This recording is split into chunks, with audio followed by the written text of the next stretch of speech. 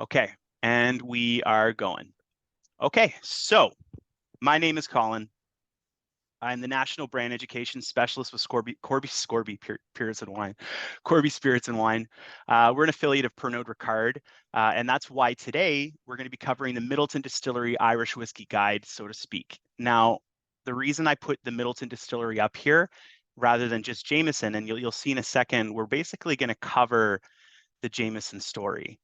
And because of that, the reason being Jameson is where it starts, and I'll allude to it a little bit later when we get to Green Spot and Redbreast, where they fit into the story, even chronologically, but also with the family. But what we want to do is cover the Irish whiskey category as it stands coming out of the Irish Distillers Limited or the Middleton Distillery, which is in Southern Cork. So many of you may have been over to Dublin before. You may have seen where it all started, and that was in 1780 off the River Liffey in Smithfield, downtown Dublin. On Bow Street. But the story of Irish whiskey is not as complex maybe as Canada, but it's a fun story. So what I want to do is give you a forest of the trees view here. As you can see, we're going to start with the Jameson story, which really is the Irish whiskey story as it starts. I'm not overstepping there. There's a few other major players when it comes to Irish whiskey, but the John Jameson and Sons really are the kind of fundamental center figure that set up the industry, defined the style, and then we have all these sort of wonderful things that happen. We'll talk about the 1960s and that later on. I think I'd be remiss if we didn't just kind of cover like the process, how this works. What is Irish whiskey? What makes it different? Maybe you'll learn something, even if you're a pro on here. You might be like, oh, I kind of forgot about that. That's a good reminder, leading into St. Patrick's Day here. But this won't be a master class. I'm not going to bore you and go like hardcore on all like the fermenting temperatures. I just want to give you an idea, forest of the trees, of what it's all about, which I think is what we need. And then we'll go into the whiskeys kind of one by one, look at these, break them down. The benefit is if you're at home here today and it's too early for you, we're going to share this video right after. I'm going to share it with Jody and she can send it out to you. So if you're sitting there at home right now and you're like, I'm still in coffee mode, Colin, this is too early for me, buddy. Well, then you can listen to this later on and go through or fast forward all of my ramblings right to those SKUs. If you want to cover them again, get in there, knows them, and we'll go through them again later together via the video. So I think it's a great way to do it. Either way, if you want to taste along, I'm going to pour a little bit here. I've got some water. I've got a glass. Ideally, you'd want to have 4 different glasses so you can comparison taste these, because I really love that back and forth. And the other thing too, I'm going to say it right out of the gate here. I'll put up the slide next here as well. But Jameson Irish whiskey it's, so to speak, an entry-level Irish whiskey. It fits in sort of mid-premium depending on the market you're talking about. Jameson Irish whiskey, and I did this comparison training over the weekend. I'm just going to take a quick segue here and I'll get back on track, I promise. I had Jameson, originally I was doing like Green Spot next to Yellow Spot, the 12-year-old Yellow Spot versus like yada yada. I'm doing all these comparison trainings, and I'm telling you, Jameson really punches above its weight. It comes in like, Jameson wants to enter the market with their kind of entry-level SKU being just an absolute stunner.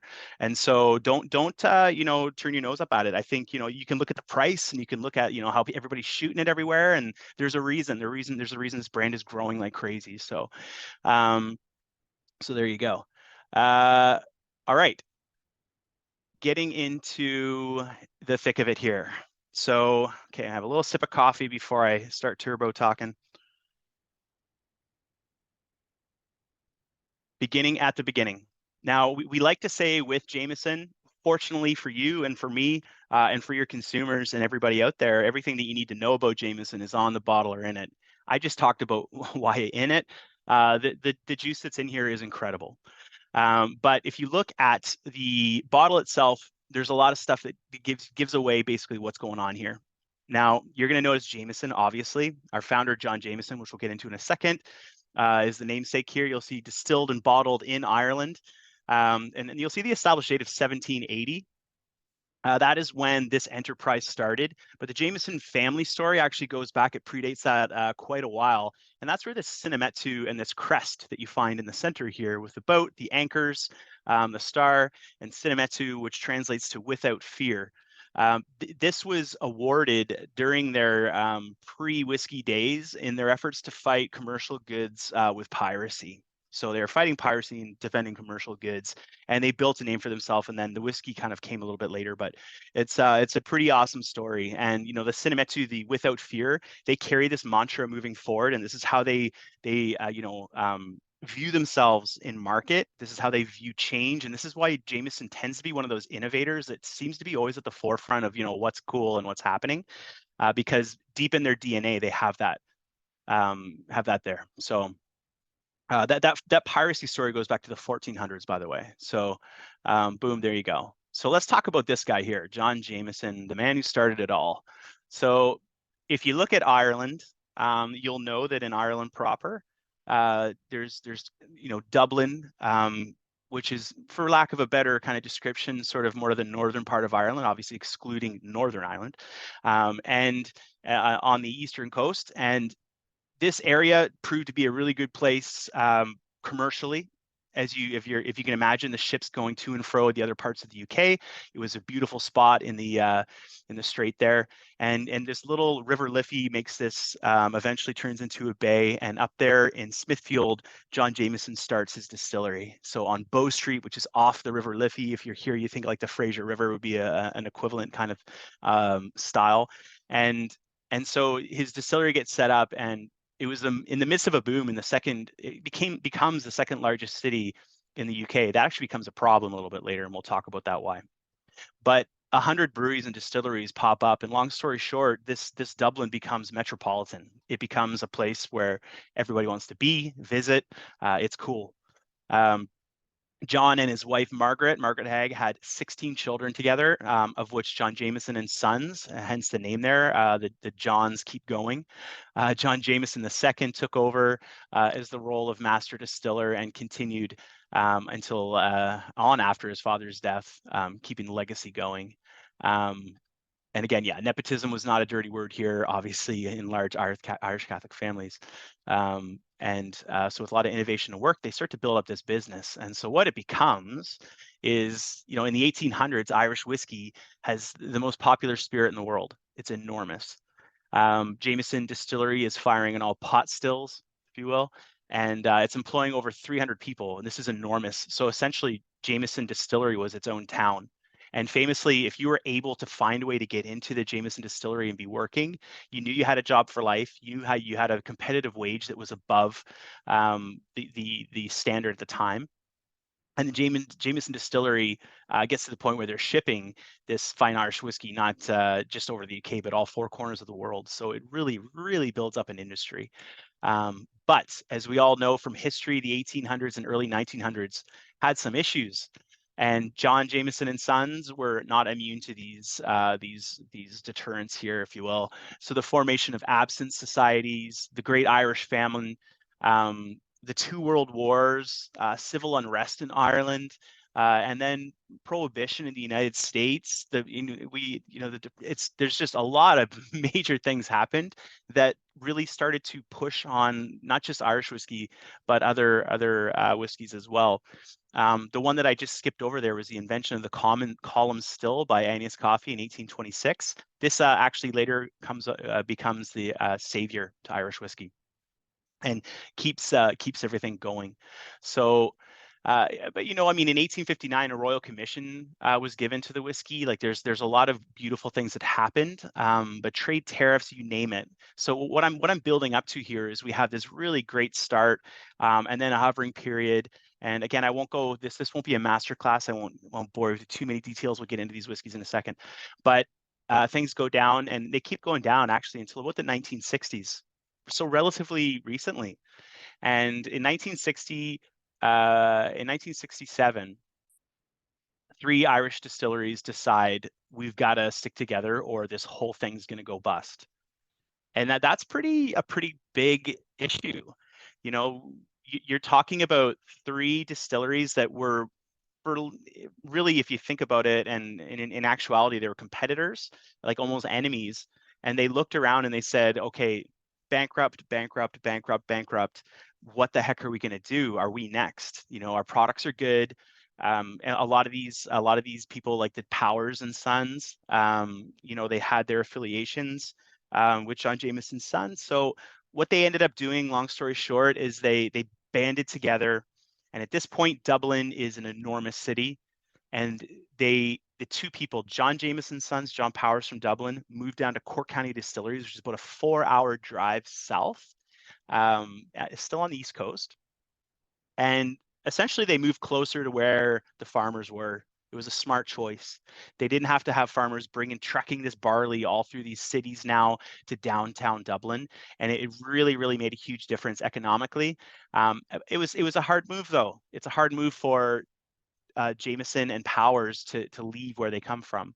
And if you go to Dublin now, we still have this beautiful facility. We never like sold a building, tore it down. It's there, and you can see all of this. Some of the rudimentary equipment remains. It's like a Disney World for whiskey lovers. There's beautiful tours. You get to do blending classes. Now, for the record, you go down to Cork County and you can do that too. The Cork County tour is a little more academic, if you were, and so you can actually take whiskey courses, full courses there too, and it's really cool. It's fun to check out, but you get the idea. So this is the formation of IDL, or Irish Distillers Limited, which becomes purchased by Pernod Ricard later on. But that's the story of how IDL comes together and how a bunch of distilleries huddled together and said, "Oh my gosh, let's keep this going, otherwise we're screwed." And then Jameson, you know, pushing forward, has been very successful for a number of reasons. Number one, I think it has a great brand story. It's relatable. There's Cinemetu Without Fear. I've seen people with the tattoos of Without Fear on their, it's like Carpe Diem is probably the second most popular Gaelic translation. But a lot of this earned media, these things like, you know, and The Wire, which I'm actually watching for the first time right now myself. Lady Gaga, look at all these different references. These were not paid for. People just identify with the brand. And I honestly believe that Jameson, more than most brands out there, has a brand, like an identity that is almost separate of the whiskey itself. It's got this cool factor, and you don't have to you'd have to be around the brand for long to know that, and go to different towns all over the world, and you see people embracing it in a different world, whether it's in Africa or Asia or Australia or North America, you name it. So, okay, that's a quick overview there. Any questions on the history? Anybody want to, you can pop them in the chat too, and I can read them for you. I have a little view on the chat as it's coming through. But that's a sort of forest for the tree overview of really, if you think about it, how Irish whiskey started. Because again, there's a few figures that started in Northern Ireland, things like that. But John Jameson was the key figure and the largest distiller in Ireland, and really, really pushed the limits and defined the style. So let's talk a little bit about that style here before we start tasting some whiskey. Feel free to nose through those if you have those poured out too. As we go through here too, you don't have to wait for my permission. Save some though for when we actually get to them. Okay, what is Irish whiskey? Really quickly, it is corn, non-GMO corn from France. The Irish do not grow corn very well. The climate does not allow it, but they do grow barley, and they grow it amazingly. So basically, about 100-mile radius from the distillery, any direction aside from going into the ocean, you have this beautiful barley being grown. Now, there's a handful of types of barley, but there's two types that are used in the distillery, and they're malted and unmalted, and so they're put through a process. But it was in actually a fun fact here in 1865, under British rule, there was a malting tax imposed, and so some people may actually ask themselves, like, well, Scottish whiskey is 100% malted barley, and they seem to, like, you know, hang their hat on it.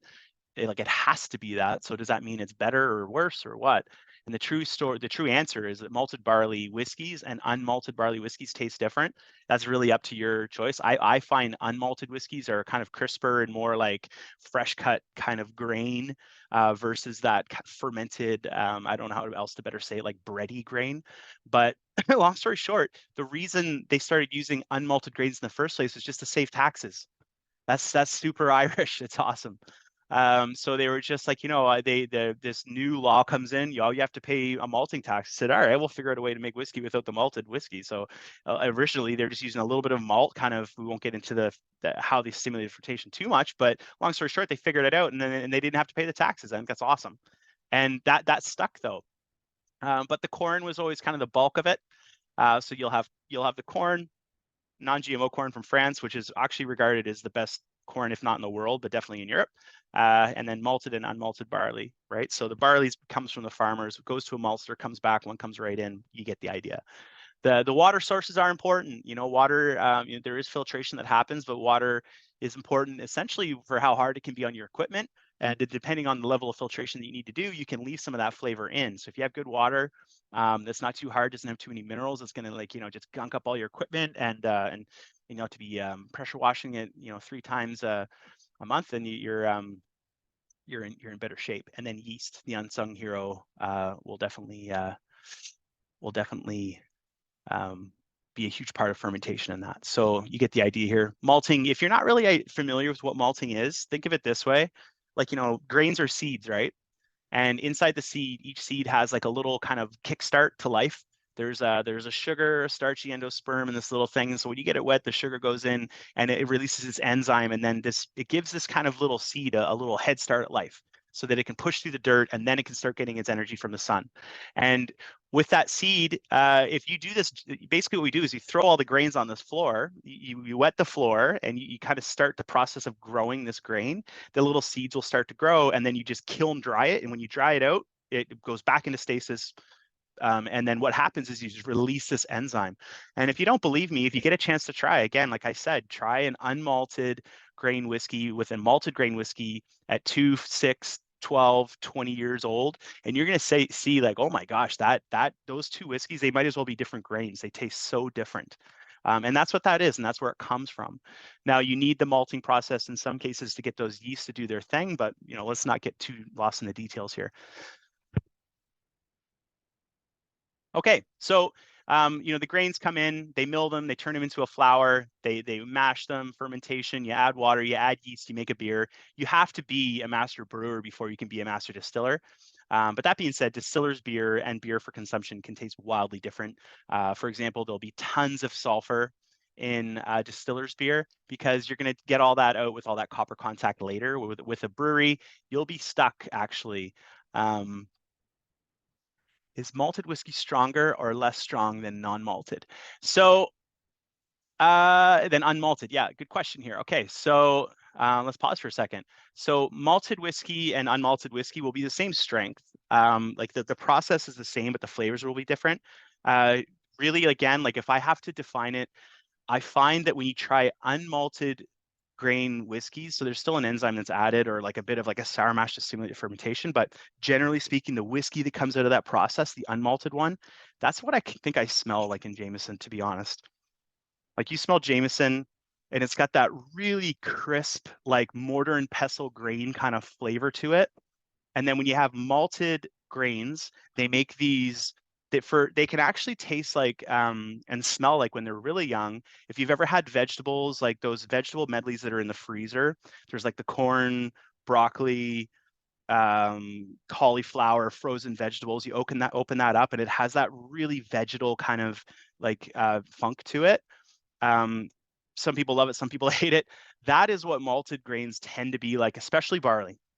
And so when you have those two side by side, you have this really cool balance of like fresh grain and then this malt. And I personally believe that malted grain, like malted barley especially, and I've tried a lot of these, it needs at least 8 to 10 years, maybe even 12 arguably, until it starts tasting right. So it's kind of fallen off a little bit of like all that funk is starting to settle. These oak flavors are coming in, the oxygen in the air is probably way more of an answer than you wanted. But where the dry grains, like these younger grains, tend to be right out of the gate, they taste amazing. So Jameson obviously does a great job of balancing these grains when they do their blends later. And so that can kind of I hope that fills in the question and answers a little bit what you were thinking there. Hey, Colin, I just remember someone once saying that malted barley has a bit more of a creamier texture versus unmalted. Would you say that's the case? Yeah, I think that's a very, very, very like that's a good observation for sure. Like the actual texture of it kind of feels creamier, right? Yeah, mouthfeel wise. So that might be a Yeah. And simple like, explanation. And then the unmalted is more kind of your green grass or your hay kind of profile, a little bit more crisp and clean mm, as you were talking. yeah, I like that crisp. I like that mention there too, Chantal. Absolutely. Yeah, creamy versus crisp. That's a great way of putting it, actually. And obviously, I mean, we're trying to like just pick out one thing. There's a huge spectrum of flavors that can come from each side, but generally speaking, especially with the IDL whiskeys, that's what we get. Okay, so distillation. Now I'm showing you here three sort of pot style whiskeys. What we'll talk about in a second, but uh, generally speaking, in IDL, whether it's with Redbreast, Green Spot, Jameson, all these different distilleries kind of huddled together, there is the barleys. So your malted barley and your unmalted barley will go through pot stills. That serves to concentrate the flavors. So if you think when you're putting a distillation through, you have the heads and then the heart and the tails, and you're always trying to capture that part number one because it tastes the best, but also it won't kill you. These the very extremes of these can kill you, make you go blind. We don't deal with that as much anymore, but the heart there, if you concentrate and concentrate and concentrate up, you're going to get this really beautifully rich whiskey. Now, through three distillations, distillation still is stripping down and removing things. So you have to remember that even though you're concentrating this, you are overall taking a bit of weight out compared to, say, with Scotch whiskey or Canadian whiskey, which is double distilled. Typically, a little bit more can be left in. Now, one thing we don't have here in this slide profile is for the corn, which is column distilled. That's a little bit more of a messy infographic, but if essentially the beer is poured in the top, there's steam at the bottom, and the whiskey works its way through, gets pulled off, and multiple distillations happen, so more stripping happens. And so the corn from France, it's brought over and it goes typically through the column stills. So you have column still corn and pot stilled barleys, if you will. Then once those are distilled and you have them ready to go into the barrels, here you go. And I've added this third one here, but you basically have three different types of barrels that at our distillery here we'll use. A lot of Irish people will only use these ex-bourbon barrels. For one, they're great. The bourbon barrels, you know, in bourbon country, ever since like the 40s and 50s when they really leaned in on their laws, the source went crazy. And if you didn't know, for all bourbons, they can only use virgin oak. They're not allowed to reuse barrels. So every time bourbon gets used, you're not allowed to reuse those barrels. It's illegal. And so there's this, imagine all these barrels, you know, how many planters can you make out of these barrels that are left over? And it's flooded the market. So a good bourbon, an ex-bourbon barrel, or you call it a first fill barrel at that point because it's been used once, and the next time you're going to use it will be the first time you've refilled. Um, those can go like $100. Whereas a sherry butt is going to be a virgin, been used for sherry. It's going to have a lot more spirit of lignans intact because sherry isn't as high ABV. It's gonna, and those are gonna be much more expensive. You're looking at maybe 2, 3, 4, 5, 600, depending on. And then so this last one here though, a double charred barrel. So some of these ex-bourbon barrels, they get shipped all the way up to us. They get rebuilt at the Speyside cooperage. They get sorry. I'm going off on single malt. They get brought over. We have a cooperage that will rebuild those barrels. And when they get put back together, they're around 200 liters and they're great. And they have a little bit of a hue of the bourbon in there. And so you're going to get about 20% of what that barrel can offer you the first time. But what they'll do with this double char barrel, which we'll talk about with the black barrel, is they'll just put it back together and char the bejesus out of it. And you get this beautiful carbon cap on the inside of the barrel. Essentially what happens is if you think on the inside of the barrel, there's just a little Brita now on the inside that's going to catch a lot of stuff, good and bad, and you're going to end up with a more refined spirit coming out the other side of that. So, I mean, some other notes here too. I mean, the angel share here in Ireland is about 2% as opposed to more closer to like 3% in Canada. We lose about 30,000 bottles a day equivalent. So it's a lot of whiskey. Like it's an enormous amount of whiskey. It also shows you the scale of what's going on. Yeah, so I think I don't want to get too in detail and then lose you guys on some other topics there, but essentially these are again the three types of barrels that you use. You can really look at it too: ex bourbon and sherry butts. And again, at IDL, we are privy to using these sherry butts. We really like them, and you'll see them in some of our expressions more than others. But I'll argue that that's what makes Jameson taste a little bit bigger and bolder, where some of our competitors will just be using ex bourbon. And so, yeah, so when we're talking about charring a barrel, it is about burning. And so when you char the inside of a barrel, they use it on a scale. Typically, everybody has their own scales, but think of it of 1 to 5 or 1 to 6. And a level 1 char is just a toast. You've just kind of like, lightly seared, like your seared tuna on your sushi. And all the way up to like a level 5 char means that it's like or an alligator char. Some will be 6 in some countries again, but that means that you've torched it so much that it looks like that on the inside looks like that log that was left on the fire all night, and then the fire's gone out and you look at it and it has all these ripples in it. So you've really, really toasted it. This process came about originally when barrels were being used not just for aging whiskey, inadvertently actually, but it was if you had like, different goods that were in that barrel before, you would char the barrel to get rid of all the remnants of what was there. So you could reuse the barrel and theoretically reset it, get it going again. And so if you did a really thick char, you for sure got rid of anything that was in there before. Some people would score it, and so you can get through that carbon cap. But the thing to not forget, though, when we talk about charring, it's not just how much you've toasted that barrel, because then I think sometimes that makes you think about the flavor you're getting out of charcoal, and charcoal doesn't have like a lot of flavor, as you know. But what it does do is charcoal will filter things out, just like your Brita. You pour your water through it. So imagine the whiskey that's in that barrel is basically going through this Brita during the day. The barrel during the day, it gets warm, it swells up, the whiskey goes into the pores of the whiskey. At night, it gets cold and the barrel compresses and pushes the whiskey back into the bulk of the whiskey, and it goes through that carbon and then back through it. And so it's that kind of wish-washing going back and forth that's making the whiskey age. You're pulling little lignins out of the barrel. That's what the flavor of wood, and that's the tangible thing that we can measure that changes over time. And low and slow is best.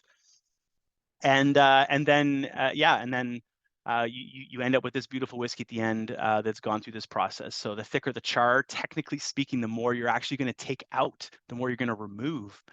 And so barrels in Irish at IDL, they'll go for very long. We have some barrels that are in their 30s. But we're not in the business of making super, super old whiskey yet, as far as I know, especially with Ireland. Jameson's was an age declared 5-year-old at one point, and now there are some whiskeys that are in their 4s for like Jameson entry.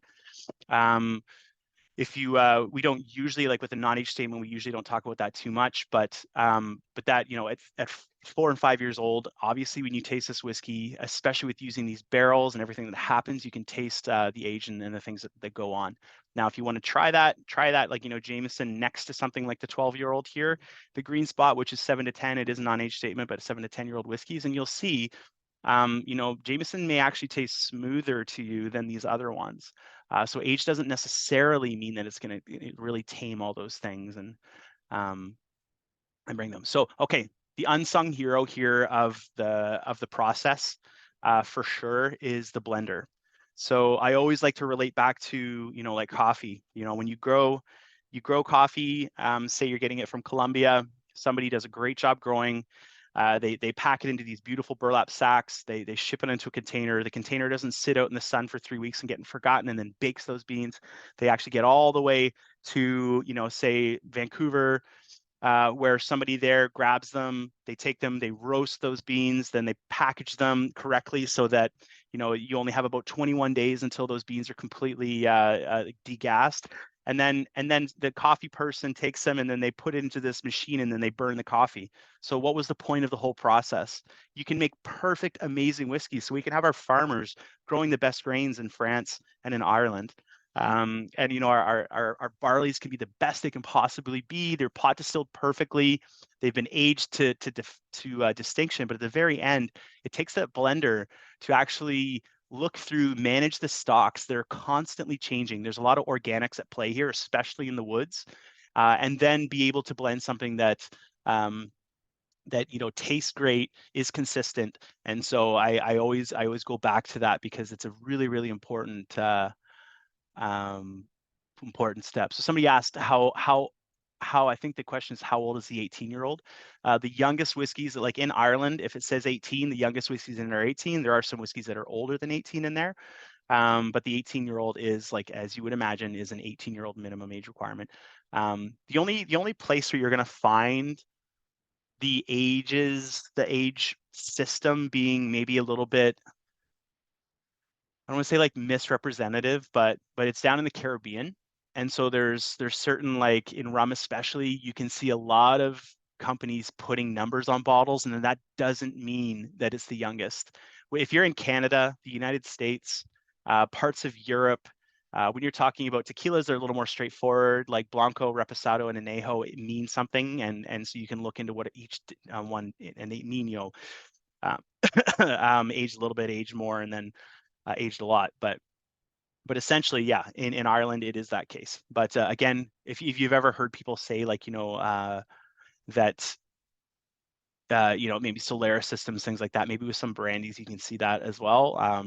Not talking about cognacs, but brandies, that can happen too. So, but no, 18-year-old is the youngest 18, and is a beautiful blend of some corn and barley whiskeys, aged to a really, really beautiful finish. I have a bottle around here somewhere left over from a trade show. Okay, so let's get into some whiskeys here. Let's try. I'm going to pour just a tiny, tiny taste here so I can see my color. Now, any questions here? Fire them in the chat there just while we're transitioning to the tasting portion. Again, if you have 4 glasses with you, that's ideal because then you can kind of go back and forth. And if you can, you know, if you have the willpower, I recommend you pouring out half of your sample right now. You know, trying that, leave that late, and then try them again later and see if you still feel the same way about these whiskeys, because your mind can change depending on the day, depending on the month. You can have a lot of different things kind of change your mind here. So let's go. One other thing I like to do is I like to have something that I can benchmark my whiskeys against. So I have this old fret from my bartending days, like a napkin, and I'll actually hold my whiskeys always to that. So there's 2 things that I'll use to gauge the color. I'll gauge it just kind of with my eye against this white surface that I know is always the same. And then I'll also, I have a gold ring.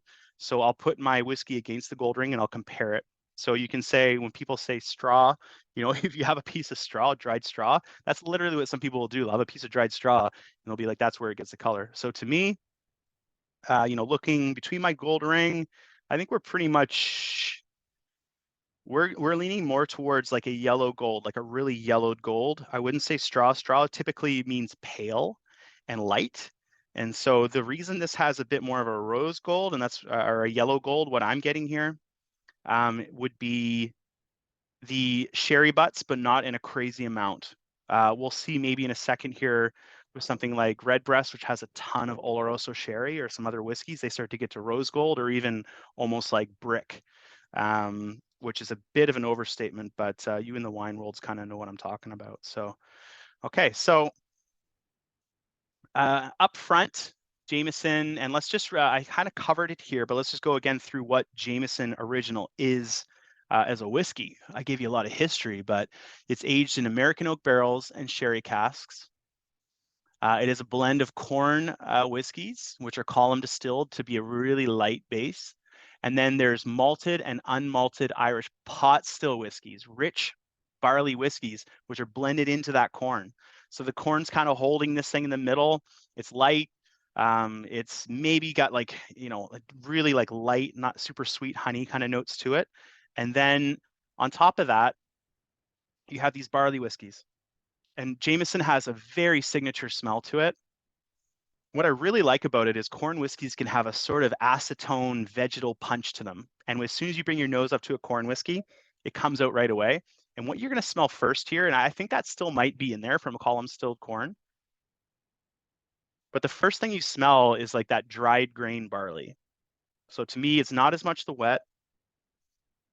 And it's set at 40%. This is very approachable. Now, if you come from the wine world here, you want to kind of make sure you nose carefully, if you're used to having wine tastings, you can get your nose right up against that wine, have a huge sniff, and have no problem because it's, usually around, 12, 13, 14% ABV. When you're talking about 40% and higher ABV, you can actually shock your nose. Your olfactory nerves in there will close up, they'll swell, and then you're going to have a hard time tasting because 90% of what you taste is your smell. And so I recommend sometimes even breathing through your nose at first when you're trying to get this in. So you draw it across your palate while breathing in through your nose and your mouth at the same time. And it's just a little more careful way to go about it. So having a little taste here now, if we dare.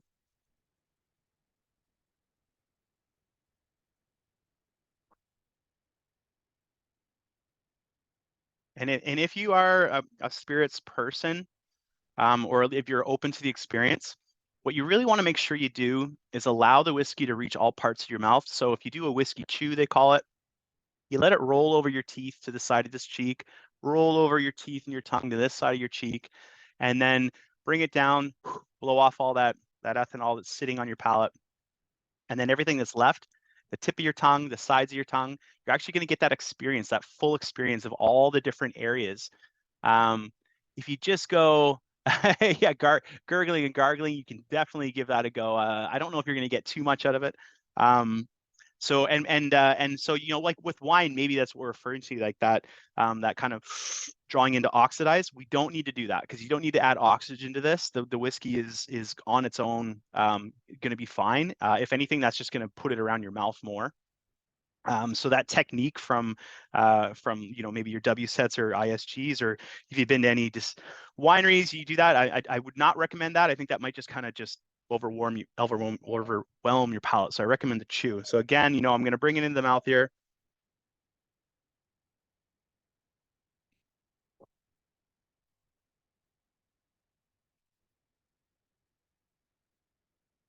Yeah, and so I'll tell you, when the power of suggestion, like in your mind, is very strong. And sometimes when, we're starting off with the youngest whiskey, you could arguably say the least interesting whiskey, the ones we're going to get into here. And if you're like a hardcore whiskey fanatic, you might be like, like just get over with the Jameson, Colin. I want to hover here for a second because this whiskey is absolutely stunning. And if you don't believe me, like tonight, like again, if you can save some, pour 4 of these blind. Get somebody to do it for you, or mark on the bottom of your glasses with a little. I usually do a little black marker so I can't see it, just at the base and the stem, and then try to pick out and be like, okay, wow, like or even put Jameson against some other world whiskeys. I guarantee there's a lot of flavor intact there. The one thing that I love about Jameson is that I don't get some weird lingering taste of bad alcohol. There's no tails. So the bad things that can be in there are soapy, sulfur, pungent, kind of like, spoiled grains, but really soapy is that kind of soapy, waxy thing. You don't smell jasmine, which is an infection in the barley when you're making whiskey. It can be in the corn too, to be fair. And that can be what happens. Jasmine, if when it rains and then you go outside and you smell and it smells like it's like that dirty, ground. That's the smell like jasmine. That's what that is. And if you smell that in a whiskey, it's I guess it's technically up to you whether you like that smell or not, but technically speaking, it's an imperfection. So you don't have that jasmine in there. You don't have any of that. The finish is clean. It's it's not the super longest. It kind of to me fades really quickly and goes. So for what it's worth, boom, there you go. Okay. And if you have any questions, please, you can come on if you'd like to. I do have you set up to come on mic too if you want to add. Your experience. I always love to hear people's tasting notes too. I love that because we're all going to have a very different experience here. I was raised on a diet by my mother and father and my family, and so my sensory experience is very intimate, and it's related to you. So yours is going to be intimate and related to you. So yeah, let me know what you taste there. But oh, sweet. Okay, what do we got here? Butterscotch. Yeah, and so I was thinking that. So the other night when I was trying this, it was Saturday night. I remember trying to think, like, is it butterscotch or caramel? And I remember thinking, yeah, like this is the most butterscotch I've ever had. And to me, it's butterscotch pudding, like those like little you get those powdered ones that you mix up like when you're a kid or whatever with water. And if, yeah, to me that, I mean, because when you talk about caramel, caramel is kind of similar. It's in the same realm, but butterscotch is different. There's definitely that there. So yeah, thanks for that. Thanks for popping one in there. Okay, let's go into the next one. And if you have any other questions, comments, keep piling them in. Let's do it. So the next one here, and so what I'm going to do, I'm going to pour myself a little sample, add a little water, going to swirl out. I got a clean glass. Now what you can do, like, wine exhibition style, is you can pour just a tiny bit, swirl, dump out, and then pour again, but we don't really have that much whiskey to deal with here. So let's try to keep it clean here. And we're building up in flavor too, so it's not like we're going back from like an Isla whiskey where there is no coming back. So what we're going to do now is we're going to go into the Jameson Black Barrel. If you're just listening, we're going into Jameson Black Barrel here. And we're going to talk a little bit about what makes Black Barrel Black Barrel. So if you read the literature, and again, like we always try to put everything on here, it's charged for a rich, smooth taste in black barrels. All the regular information's on there for you. You look on the back, you're going to see, the legacy of bringing wood back to life. Like I was telling you about the reason that people used to char barrels in the first place, so they could be used again. But especially if you're doing side to side here with this, you're going to notice a hugely different nose from the Jameson. Now, when I say huge, massive, hugely, that's not a word. I shouldn't have put that on recording. But if you're smelling this, of course, I think you might still pick this out as Jameson. I mean, it's still a corn and 2 barleys. It's still triple distilled. But there's a little sneaky thing going on in this one, which is you might not think, and it's not necessarily out there as common knowledge. The barleys, like I told you, they're always pot stilled, right? Well, in this case, the corn, there's a portion of the corn that's pot stilled too. And so let me finish that thought. So the corn, once a year, the corn that comes from France, it's allowed to go through the pot stills. Normally, again, all of the corn, like the non-GMO corn from France, gets put through the column stills. It's really light and stripped down. So what you have here for the first time is a whiskey from Jameson that has pot stilled corn. And it's really cool and unique. You're not going to see this in nearly any other Jameson that you're regularly going to find on the shelf. And what makes this whiskey so unique to me is like the smell. It smells denser to me, like it's hiding more. And then on the palate is where it sings.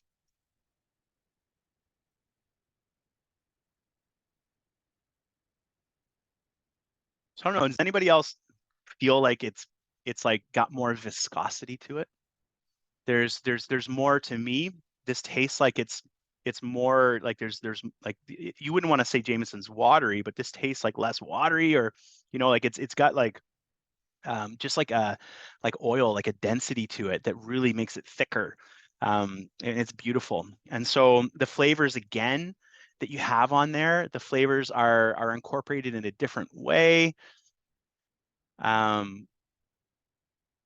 Yeah, and so to each their own. I totally agree. So somebody just made a comment. They're like, I feel like this is more of a sipping whiskey than the Jameson. Totally agree. Jameson's a younger whiskey. I'm gonna tell you that it's this and that. You don't have to agree with me, but yeah, the Jameson Black Barrel, hands down, is a sipping whiskey. This has won the awards for it. And the reason is, so this isn't just Jameson that they've thrown into some, black double charred barrels and then took it out. Like there's that distillate in there that I told you now. So now the actual DNA of the whiskey that's in there is different. And so they're really throwing everything at this. And again, to me, when you add that portion of the whiskey into those double charred barrels, what's going to happen is it's going to refine it a bit. So a lot of stuff, good and bad, is going to get stuck in that carbon. This is aged longer. We don't say how old it is. It is a non-age statement, but it is older than the Jameson.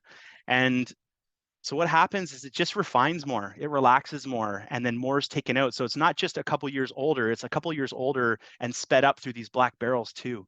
So, and again, it's not just a couple years older. I shouldn't have said that, but a really beautiful whiskey. Somebody had mentioned why the water there before.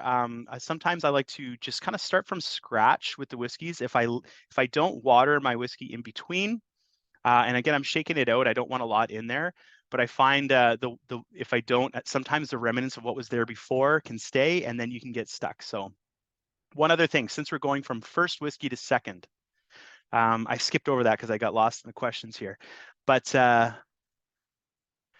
very sherry on the nose to me, definitely. Yeah, exactly. So the sherry butt's singing a little bit to somebody there. Okay, so when you're tasting through spirits and you're going from one to the next, so we're going to taste 4 spirits here today. The first one, you're starting from scratch. It's kind of the hardest because you're calibrating your senses to taking on what is actually a poison, right? So your body has some defense mechanisms. It settles. Your nose is going to settle.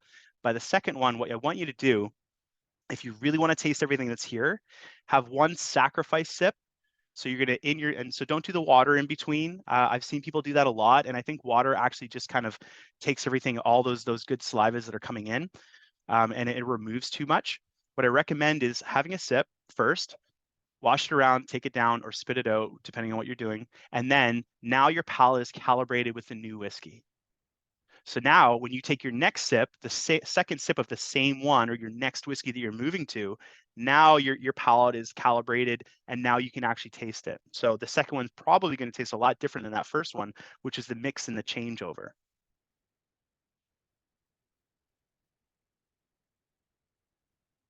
So there you go. And so for me, yeah, like a little bit of a change there. I still feel like I'm getting pretty much the weight that I was expecting. The finish is a lot different though. I'm getting a lot more of those corn flavors that I was expecting to, those really dense corn flavors I was hoping to get and expecting to get there. So awesome. Boom, there we go. Okay, so this is a huge picture here showing a lot of information, but the long story, I've given you the information here, what's going on. What it is it's the charred barrel, and it's that portion of the whiskey that goes through those super charred barrels that have been Brited, if you will. So a lot's been taken out, and good and bad, but a lot of the bad stuff, the harsh notes, it kind of can be offensive to some people in younger whiskeys. You get softened. The main thing, and I think this is so cool, and I spread the word on this, and this isn't necessarily on the website or on the bottle, it's the fact that the portion of the corn in here is actually pot distilled. So this is pot distilled whiskey. Really makes it unique. I can't stress enough. And that's why the Jameson Black Barrel is just such a cool whiskey. To me, this can be that person like who's like, I don't drink Jameson. Everybody just shoots it or does it with picklebacks. And you're like, all right, well, if you want to try a really good Jameson, the Jameson Black Barrel is even not even technically the same whiskey. It's kind of a different cloth. It has different corn in it. If you're a bourbon drinker, this is not going to have the weight of like a bourbon, which is like a single column still, but it's going to be reminiscent of it. And this is going to stand up in an old fashioned or a Sazerac or a Manhattan. And it's not going to ruin the flavor. It's going to be beautiful, and it's going to integrate into it well. But again, like somebody said there too, this is again a sipping whiskey. So for like around 500 or 500, around $50, I'll get Chantel to chime in there for me, but give or take, your trade up is around like $10 from the base. You're getting so much value. So boom, there we go. Okay, let's keep going. Yeah, I mean, depending on where you want to purchase it, for you folks, the suggested wholesale price is about 55. You guys might have it closer to 60. The wholesale price, it's on sale right now, so I'm trying to do my math. It's $3 off this month, wholesale. So Nice. it's about wholesale $43 right now for $40. And normally, if you were to look at like BCLS suggested price, you'll usually find it in there for about 55. But I can tell you, as of April 1st, a lot of things are going up. So I'd say you'd be safe to say around 60, maybe even $63.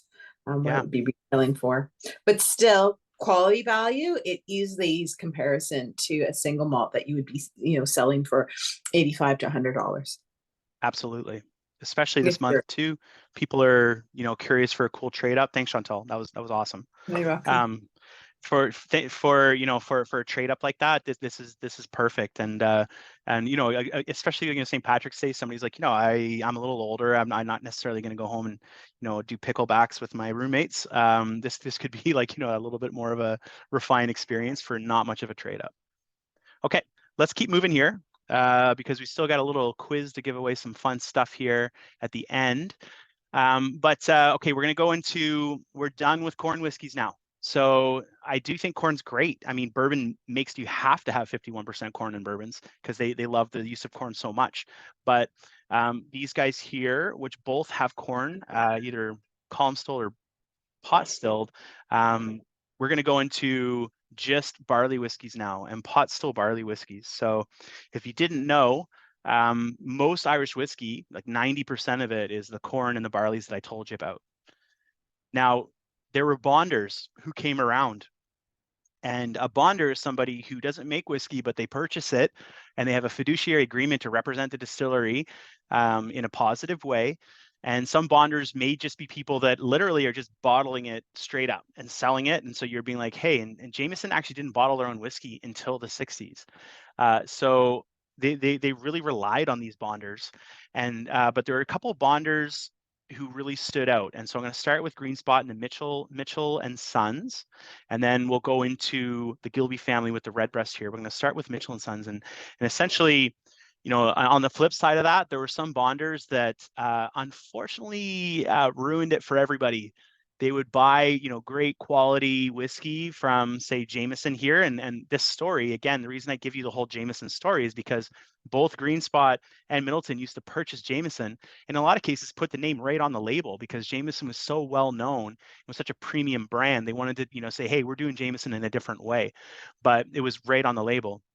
A couple rapscallions out there would water it down, you know, cut it with things and then try to sell it as the same label, and they ruined it for a lot of people. And that's why the bonders were cut out eventually, because they just couldn't keep track of the people that were ruining it for everyone, sadly. But a couple people made it through because they were incredible. And so, you know, essentially the story here, when you talk about the Mitchell and Sons, they had these firms and they were in the commercial goods business, not just doing, they were doing like fine china and you name it. They were selling lots of different things. But one of the operations set up in Dublin was in the whiskey business, and they're also in the sherry business. And so what they do is they'd get these barrels from Spain and port from Portugal. They'd bring it in. Your sound is cutting out. Can you hear me, Chantel? Yeah, you sound perfect. Okay. Oh, sorry. If the sound's cutting out, maybe just have a quick look at your Wi-Fi or where you're at. Sounds like I'm okay here. So first off, somebody said it tastes more like Scotch. Good call, because Scotch is 100% barley, but it's 100% malted barley, and this is 100% barley, but it's malted and unmalted, and it's triple distilled instead of double distilled like Scotland. So if this tastes like Scotch to you, you're right, because it's closer to Scotch than those two that we just had. But just to wrap up that story there, essentially, the Mitchell and Sons family have these barrels left over. They've got these cool, you know, sherry barrels and whatever. So what they do is they roll them up to the Jameson distillery. Well, obviously they made a little bit of a contract first. They didn't go in blind, but they go up, they roll up these barrels, and then they pour the Jameson whiskey into it. They roll it back, and they'd age it in the catacombs underneath Dublin. And so these whiskeys would sit there and rest way longer than any the Jamesons were normally resting. In fact, you know, even like in the 1800s and early 1900s, most whiskey wasn't really aged beyond, like, you know, whatever the minimum requirements that were coming in, say it was 3 years or something like that. But, you know, even back into like in 1890, the first minimum age requirement was enacted in Canada, believe it or not. Until then, people just roll their barrel up. They'd fill it up with whiskey from the distillery and they'd roll it away, and then the aging was on you. If you wanted to age the whiskey, that was cool, but nobody really cared or knew how that worked. So long story short, these bonders do a great job, and they really start making some really fun whiskeys.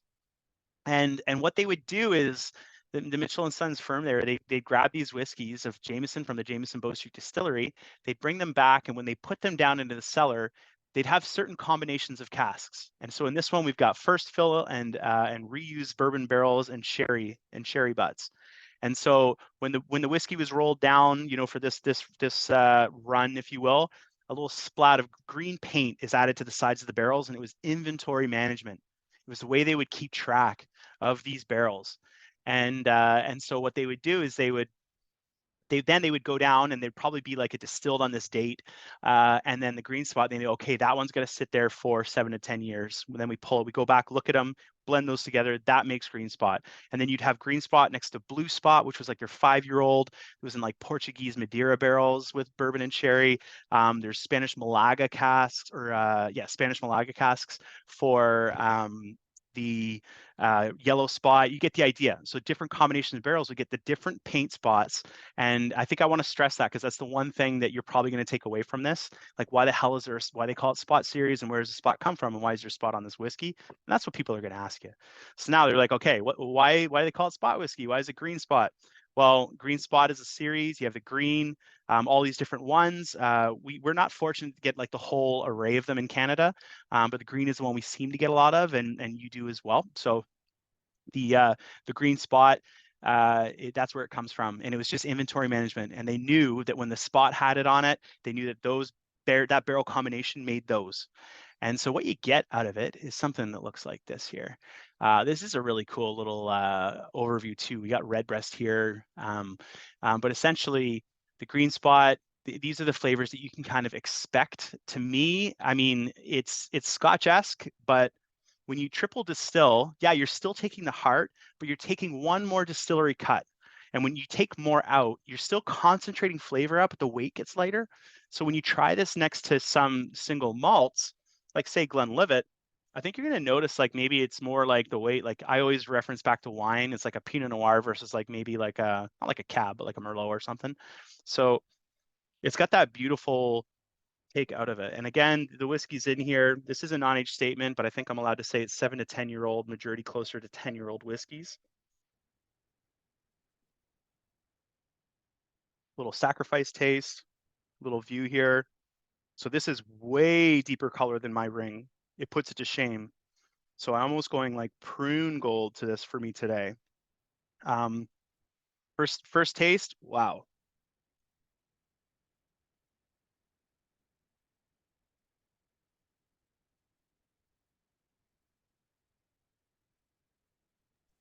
So I'll just throw this in that I had the privilege of meeting one of the master distillers last week around this time. They were in Kelowna, and just for a very quick 48-hour trip.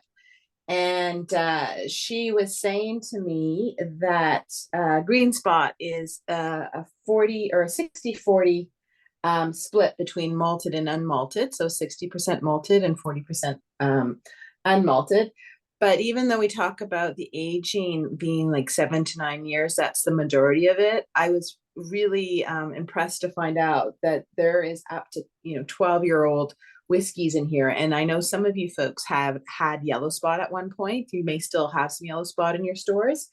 And that yellow spot, she said, there's a really heavy concentration of up to 16-year-old whiskeys, but they have to go with the youngest whiskey in there or not. So they don't actually mention what it is, but it's actually fully concentrated. And I was surprised to hear that because I hadn't heard that before on how farly aged some of the whiskeys are in there.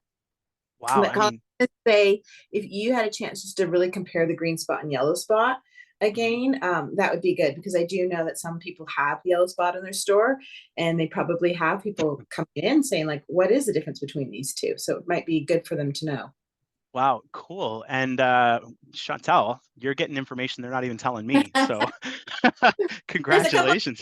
I thought I'd share with you later too. Oh my God. Yeah, okay. I got to call with Chantal right after this. But no, that's really cool. So and it's a really good, I think that's a really good call out to the fact that, whatever a minimum, even if it's a non-age statement and a program, they're always gonna throw some stuff that's older because they want to be competitive. They want to make the best whiskey. So like we said with the 18-year-old, I know for a fact there's much older whiskeys than 18-year-old in the Jameson 18, but the youngest and the heart of it is that 18-year-old. And so same thing with the yellow. So to hover on the yellow with the green spot, really, again, those barrels, let's go back in time because it's more romantic. In 1909, those barrels they're rolled up to Jameson on Bow Street. And then they're rolled back. They're blocks away from each other. And so these barrels were then rolled down the steps through this kind of like 7-Eleven, down the stairs into these catacombs and rested underneath Dublin, this bustling city above. And so for green spot, they rolled up bourbon, sherry, and two types of bourbon essentially. For yellow spot, they rolled up bourbon, sherry, and this Malaga. Malaga is like a dessert wine. It's like a yellow, yellow. It's like a white dessert wine, reminiscent of like I'm told a very oxidized sauternes and very sweet.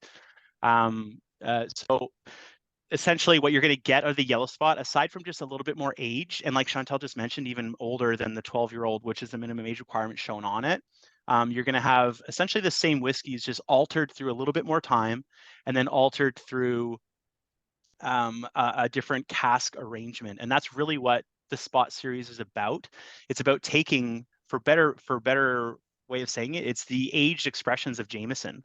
So they take a really good whiskey, and again, like we said, it's only the barley whiskeys again.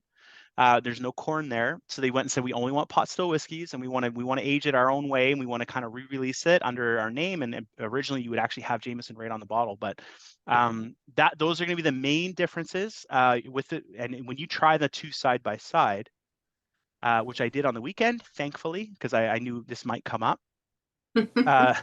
What I noticed is the 12-year-old, it doesn't taste maybe necessarily as like drastically older.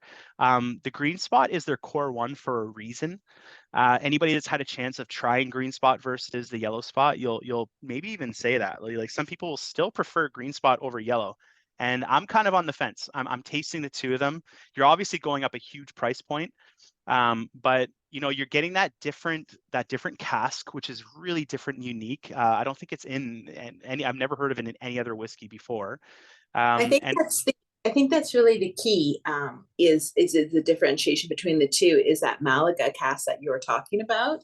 And I know with the master distiller, she had pointed that out, and she really pointed out like the flavor profile of the yellow spot being like stone fruits, peach, fresh apricot, yeah, and very oily and an abundance of sweetness, which is coming from these casks, where green spot is more like fresh cut grass. yeah. And depending on your profile, like some people don't like sweet, some people like more that herbaceous profile to a product.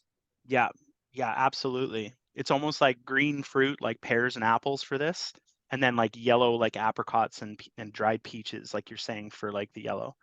Um, that's I don't know if they did that on purpose. That'd be a really funny coincidence, but I um, I saw that question. Are there any good selling points on this? I mean, probably the number one selling point that I would tell you is that they're limited. We only get so many cases a year into the market, yeah. and they're done through allocation. We just got a little bit more green spot given to us, so that is available. Yellow spot, we're done.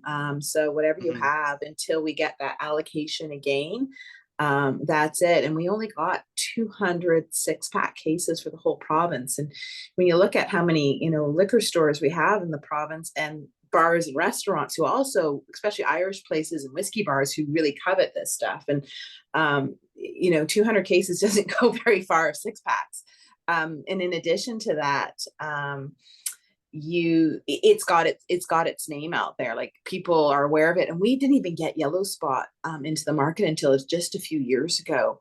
We would have it pop up once in a blue moon, and we would get a little bit of green spot here and there. So I just think more the rarity of the product is your first great selling point. And then kind of what Colin was talking about, being a single pot whiskey that is done strictly with malted barley is your and unmalted barley is your 100% grain, where, as Colin pointed out, 90% of your Irish whiskeys have corn in it. So that's your kind of two big points of distinction. And you could probably add to that, Colin. Yeah. I think first and foremost, you nailed it, Chantal, the rarity. Yellow spot is massively more rare. There's much less of it. Green spot. So first thing, rarity. And you can use that how you will. Second selling point, yellow spot's at 46% ABV, so it's above like the international 40% alcohol by volume. But doesn't taste like that.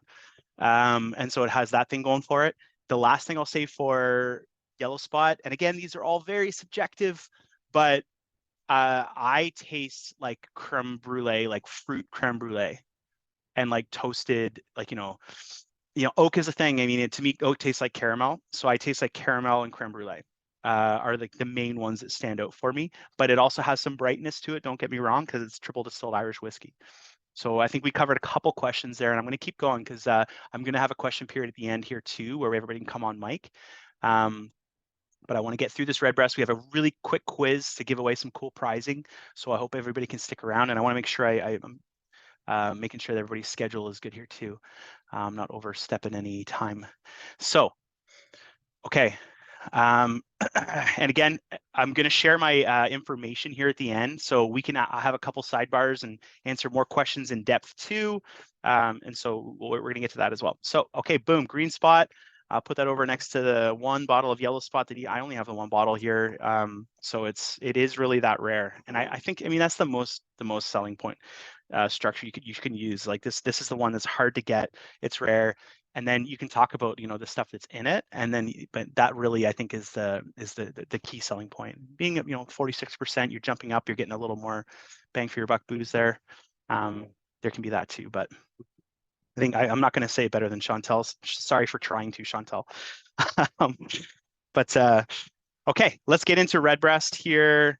So I'm going to do my little ring test here again. I don't know if it's maybe showing up lighter than that or not. It's hard to say, you know, like Redbreast is in that green bottle. So it's hard to really compare it side by side, but I'd almost say it looks lighter. Up against my ring, I'm doing my ring and my napkin test here for smell. Okay, so what we're going to get into here now, have a regauge sip.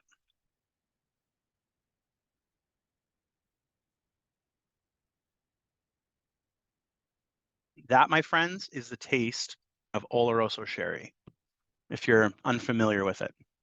And it's the taste of Oloroso sherry wrapped with some beautiful Bozzo whiskey, let me tell you. So I wanted to hit a really, really just key fact here for Redbreast. Darker for your test. Okay, yeah. I mean, I really screwed up here and switched glasses, so I think it might just be the base of my glasses. This put me off. Okay, I'm gonna have to. I wanted a comparison test, but we're gonna have to do a little switch here. Okay, so Redbreast. Maybe one of the questions you're gonna get from people will be, yeah, you're right. This is much darker. Good call. Thank you for that. The questions you might get might be like, where is this name coming from? So Redbreast. So the Gilby like firm, they were in the same sort of business as the Mitchell and Sons, and they were you know, bonders for one. So let's skip all the other stuff. You know that kind of history. And so they were buying Jameson whiskey, and even in their earlier bottles, they were calling it Jameson Redbreast. And so it comes out here in the early 1900s. A chairman goes for a walk in the woods one day, and he's watching these birds, and he spots the Redbreast, and he was a bird fanatic. So the name is lended from the Redbreast, and that's where it all comes from. So there you go. Boom. I think that was one of the first questions. You know, I don't think there's much debate around that, but I think the origin story of it's kind of cool. So it was just like an advocate. And so they do have their advocacy programs that actually give back to like aviary bird foundations and things like that. So, and by the way, wow, what a stronger flavor to me of the sherry. It's just like in your face. I think in Green Spot, it's a little more integrated with some other things going on. You might argue the Green Spot's a little more, has more layers, where this is really just like sherry and American oak in your face. But there you go. And so Redbreast 12, like essentially what you're talking about here. And the cool thing about Redbreast is that, you know, in the early 1900s, Redbreast establishes itself, and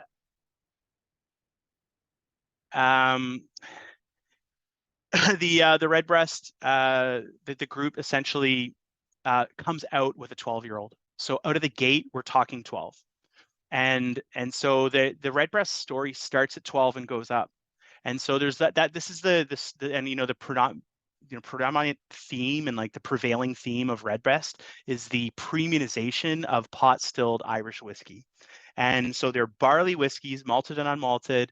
that have been pot stilled, and then they're aged, and then they're aged into distinction. And so they will play around with stuff like the 27-year-old, which you may have seen recently, which only like, it was like a distillery exclusive. It was and a couple cases went out like really small, but had some port finish to it, port pipe. But what they're doing is systematically changing the trajectory of Jameson, and so or of Redbreast, sorry. And what I really like about Redbreast is going back to the Jameson story from before. In the 1960s, when Powers and John Jameson moved down to Cork County, Redbreast and and Middleton spot series were kind of stuck in Dublin in a bit of like a and they're in turmoil. They're trying to figure out like how are we going to now our source has moved 4 hours south. What are we going to do? And Redbreast stuck it out for almost another 20 years until 1985 when they closed their doors. So they were still going down south, getting whiskey, bringing it up, and aging it. And they didn't have the ability or the desire to move their warehousing facilities down to the new distillery site. And long story short, the firm closes. But fortunately, in the 90s, it's revamped and brought back, and the integrity of the brand, and thankfully so, because Redbreast, some of their expressions like the 21-year-old have won world's best pot still whiskey. So not just like best Irish whiskey or best like barley whiskey, world's best pot stilled whiskey. And when you try something like the 21-year-old, you really can taste it. You're like, oh my gosh, this is something that's just absolutely ridiculous. So and again, that story starts at 12 years old. And what's cool about it is in the 90s is where it really starts to take off. Like in the 2000s, they released like the 15-year-old. And then we see like in, I think it's 2013, we see the 21 come out. And so it's a modern story that has an old history too, but it's really like the core of what's driving the growth for Redbreast is now. And so it's this really, really premiumized, beautiful type of whiskey that just keeps moving forward and moving forward. And I love that about it. I think it's just absolutely amazing. So so there you go. And so the whiskey itself, getting into it, I think you're going to notice again, like we've all been tasting here as I've been talking. Hopefully, to me, that is just, I don't think there's a better representation of Oloroso sherry. When you have like an Oloroso sherry Scotch, I think sometimes like single malted, double distilled, single malted barley will sometimes be so aggressive, it's kind of hard to taste what the shine is around it. And when you have triple pot distilled malted and unmalted barleys with Oloroso sherry, like aging, not finishing, you really get to taste that more. And the barley's lovely in there. It's a little bit more subdued, so it's allowing that sherry to come through. And so for somebody that's like, a big single malt drinker that's like, I don't never drink these Irish whiskeys. You're like, well, for number one, it's like Redbreast series has been awarded the world's best pot stilled whiskeys in the world. So if you're going to stray from single malt ever, this is the place to start. They keep on winning awards through and through. And the 12-year-old's where you get going, right? This is where you start your journey. And then you can try to find the other ones. They're very hard to find a market right now, but as the brand grows, hopefully we'll see more and more of them. And this is such a beautiful start. So Sláinte, let's get into, again, we're gonna have a little question period after, but I want to do a quick quiz for everybody to get us going. And we can,